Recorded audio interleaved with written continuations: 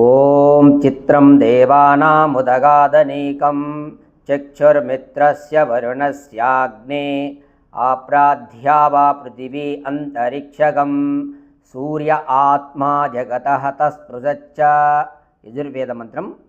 భావార్థము: ఈ యొక్క జగత్తు ఏ కర్త అధిష్టాత ఈశ్వరుడు లేకుండా నిర్మాణము కాలేదు. చూడండి, వేదం ఏం చెప్తుందంటే, ఈ జగత్తు మనకు కనపడేటటువంటి జగత్తంతా కూడా కర్త లేకుండా, అధిష్టాత అనేటటువంటి వాడు లేకుండా, ఈశ్వరుడు అనేటటువంటిది లేకుండా ఈ జగత్తు నిర్మాణం కాలేదు. ఇది వేదం చెప్తుంది. అంటే ఖచ్చితంగా ఈ జగత్తుకు ఈశ్వరుడు అంటే కర్త ఉన్నాడు, అధిష్టాత ఉన్నాడు, దీన్నంతా కూడా తయారు చేసినవాడు.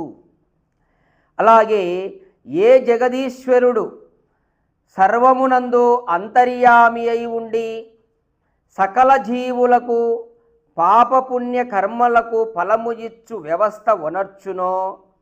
చూడండి, ఏ జగదీశ్వరుడు అంటే ఈ జగత్తునంతా నిర్మించినటువంటి ఏ జగదీశ్వరుడు సర్వమునందు అంతర్యామి అయి ఉండి, అంటే అన్ని పదార్థాలలో కూడా, అన్ని ప్రాణులలో కూడా అంతర్యామి రూపంలో ఉండి సకల జీవులకు, అన్ని జీవులకు పాపపుణ్య కర్మలకు ఫలమునిచ్చు వ్యవస్థ ఉనర్చునో, అట్టి అనంత జ్ఞాన ప్రకాశకుడగు ఆ పరమేశ్వరునే ఉపాసించి మానవులు ఎల్లరూ ధర్మ అర్థ కామ మోక్షములను పడయగలరు.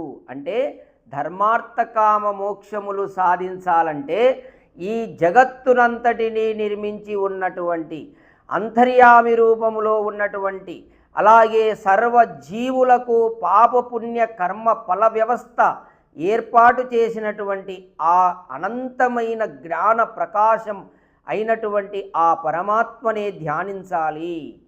అటువంటి పరమాత్మనే ఉపాసించాలి. అతన్ని ఉపాసిస్తేనే ధర్మార్థ కామ మోక్షములను సాధిస్తాము, లేకపోతే లేదు. ఓం.